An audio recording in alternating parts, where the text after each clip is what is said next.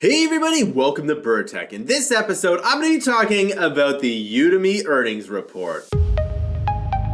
All right, welcome back. Let's just say the earnings didn't go very well. Today, it's down almost 15%. It actually went up quite a bit from start to about here, 7%, and then down again. So here's the thing. So if we go back to this 6 month here, and I'll probably do another technical analysis at some point in time, but we have breached the $14 mark, meaning that we could be seeing a new downtrend here. In fact, the line doesn't exactly make sense.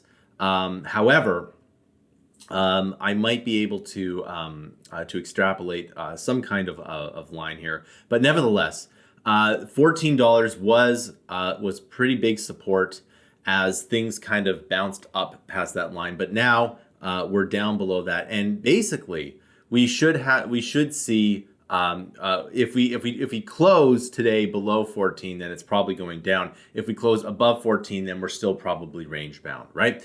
Of course. So let's take a look at some of the reports here. Now, I've highlighted the word consumer because, as you know, that's one of the most important things here.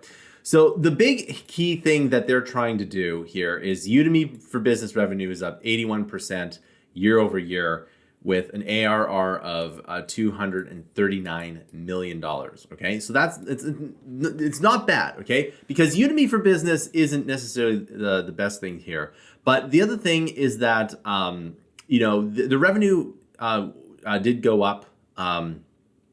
They are still losing a bit here, but the key thing that I want to show you, and this is, by the way, the quarter results here. So 82 million for the consumer, up 3% year over year, whereas the Udemy for Business is up 81% to 57.8 million. So that's really good. It's quite a bit more. The thing about Udemy for Business is that there's a lot of things to unpack here.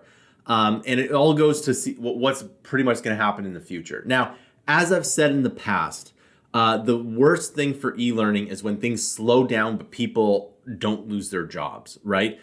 E-learning is really good when people, there's like a recession or something, and they need to kind of like retrain. And that's something that makes a lot of sense.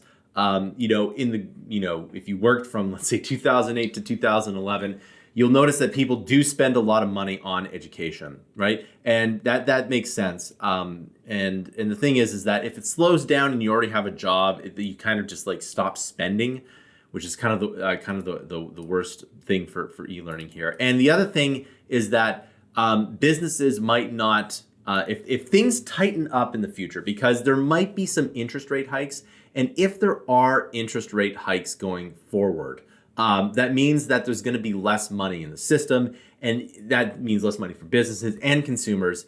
And so that might shrink up the business revenue here, because as of now, it does make sense that businesses would pay like something like for Udemy for Business or LinkedIn Learning for their employees to get skilled up here. But what could happen is businesses might say, no, you got to train yourself on your own. And if not, we'll find someone else who likes training in their personal time, right? So that's another thing that businesses could be saying. They could be looking at their expenses, and they say, why am I paying Udemy X amount of dollars for this service? And we find that our employees don't really like it, etc. We'll definitely cut that out here. So the thing is that Udemy has a really good thing going for it, which is the consumer marketplace, and they're just forgetting about it, right? And the way that you do need to grow it means that they have to loosen the restrictions, and it's been years and years of just tightening restrictions on, and I think they just don't want to. They just don't really want to go back on what they were saying here. Now, there's a couple things that are quite interesting here. They're basically. And then if the Udemy for Business consumer saying, so they're basically selling about, let's call this 1.4 million courses a quarter. Okay, so let's just do some math here. So we got 1.4 million divided by a quarter, so it's like 90 days ish, right? let's just do it by 90. So, they're doing about 15,000 course sales a day. Okay. Yeah, let's say 15, round that up to 16. So 16,000 course sales per day. That's really good, right? So, but what they really should do is find a way that they could double the amount of sales, right? So if they're selling 16,000 per day, okay, and we multiply that by 365, right? They're selling, let's say 6 million courses per year, okay? Just rounding up here, but they should really try to not just sell 6 million. They should sell 12 and 24. But there's zero interest in doing that. And that, I think, is the biggest problem with, well, basically their plan here is like they just don't care about the consumer part. And Udemy is a great marketplace, right? It really is. Now, I've been doing, and so I'm going to come back to this because it always does here. It always comes back to this. So let's take a look at an example here. Now, this is like their quarter revenue, let's say, of course sales. Now, right now they're taking 67%. Okay, and what we could probably even do here is we can make that a percentage, and then just okay. So we got 67%, and this is how much they're taking, and then we might as well multiply that by 4-ish, and then you'll get this amount. Okay, so this is how much money they're making off of the 60,000%. But my thing is that they should be more like Steam, like this, and they should just take 30%, just like every other marketplace out there, right?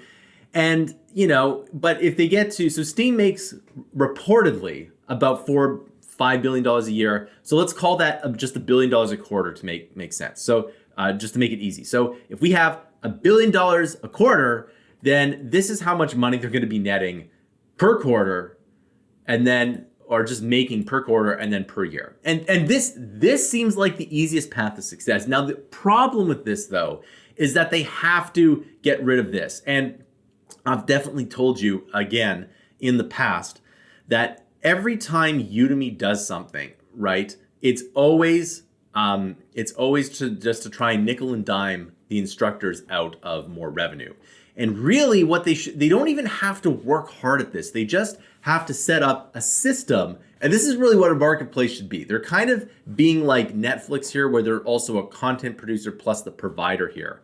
And I guess all streaming services are like that, but e-learning is not like streaming services. Again, it's very, very difficult to sell subscriptions. And those people aren't subscribers for life. People who subscribe in e-learning do it for a brief amount of time, right? And it's not necessarily bad because you get those stragglers that just kind of keep your just keep everything in the subscription, right? And then they forget about it. So that's kind of a good thing with subscriptions. But really, Udemy is more like the new bookstore. And if you want to learn a course, then you just simply go buy something here. And just like Steam, it should really, again, I always say that Udemy just has to be the Steam or the App Store of the e-learning world. That's really all they have to do. And they can do all the UFB and like the content production that they so desperately want to do. They could do that stuff, but just let people have this rev share. And look at that. And by the way, this is just the organic sales here. If they do promotional announcements, and that's actually good. I'd like to see what the breakdown of this is in this 80 million here, because that way we get a little bit more of a picture here. But nevertheless, if they were making about, let's say, even if we kind of trim this off a bit to, let's say, 800 million to this a year, that's good. You can build a business off of that, and you keep your expenses down and everything, and that's really what they should be doing here. But the number that you want to look at here is this. If this is not growing, then you're not. Then you can definitely see that the stock is probably not going to do very well. Because again, you can see the tagline here is that, hey, we're going to be selling lots of recurring revenue with business here. And the thing is that Udemy is a better marketplace than a business Udemy for Business, which is fine. They can do that. In fact, they could actually make even more money than Steam because they have both these two businesses going, which is really like two dual businesses going at once here. But I keep saying that they're sacrificing the consumer revenue for Udemy for Business, and it's just not an efficient way of doing that here, right? So as you can see here, we're down 15%. We'll see what happens here. You really have to look at today's close. And basically the close this week. If this week closes below 14, that's going to be resistance. If it closes above 14 today or anytime this week, then it's probably going to be support. Maybe the support lines have gone down a bit more. So you want to watch the $14 level around there. And that's something that you want to do here, okay? And so we could look at some other things in here that were somewhat interesting. But the thing is if I just kind of scroll down here, let's get to this nice balance sheet. So you can see that there was operating expenses. The operating expenses were quite a bit more, and and you have to really justify that, right? So it would be. With business, you always want your operating expenses to be less and make more money. And it's very difficult to do that. And some businesses you can't do that, right? And other businesses you can. But like software businesses, you can actually do that because like once your software gets up to a level and it doesn't require much more development, just more maintenance, then that's really good. And that's why software as a service companies really do well here. But Udemy's not quite like that here. So that's something that you have to do, right? So you can see loss from operations, that's up as well. And it'd be better if that wasn't the case. But nevertheless, again, Udemy has a really good business going forward here. And the thing that I keep telling, everybody that about the e-learning space is that, we had a big bump with COVID. And then things have kind of subsided here. And you can expect that to come back because once people get the taste of efficiency of learning something online, building a practical project, watching tutorials at 1.5 to 2 times speed, that like once you get in that, you're never going to want to go back. Like it's going to be very if you're going to commute your body to a lecture, it has to be very worth it. And to be clear, you should, going to school is a good thing. It's just that you also want to be learning online well. It's more of an accelerant rather than a substitute. And that's pretty much what it is. Because if you want to have a career, you always have to be learning. It's like every day you have to be learning something because if you don't do that, somebody else will, right? And that's why, e-learning and businesses, I guess would probably want UFB here so that, hopefully they learn. But I could, again, like I said earlier, I could see businesses, if things get tighter, they could start taking out expenses. And one of those things might be education. It's like, well, you know what? I'm getting lots of job interviews and this guy wants to learn on his own, but I'm not going to pay for my current employee to learn. He has to do that on his own time. So I could see that being a thing. But nevertheless, it is good that a lot of businesses do provide training for their employees. That's something that, if I wasn't in the e-learning space, I'd probably do anyway, just because I know that it would be competitive. And it is difficult to retrain people. If you have turnover and if you've never run a company and you've never had turnover, you realize how much of a pain it is to hire new people to just do the previous job. So, keeping your employees is one thing. So that's something that you definitely want to look at here. And so, as you can see, this one, it's like it misses very little here, and you can see the stock here. So things to look out for. You want to, again, the number one thing on Udemy's side that you want to look out for is this. The other thing is that how much the Federal Reserve is going to tighten. That is going to, they're going to do two things. They might raise interest rates and do quantitative tightening, and we'll see how markets react to that. And I don't think anybody knows. The last time this happened in 2018, it was one of the only years where my business actually made less money than the previous year. So, again, I, like everybody else, is a little bit worried about about that. And you can see that, you can definitely see that in the markets here. In fact, I think today the VIX was up quite a bit because the CPI report came out.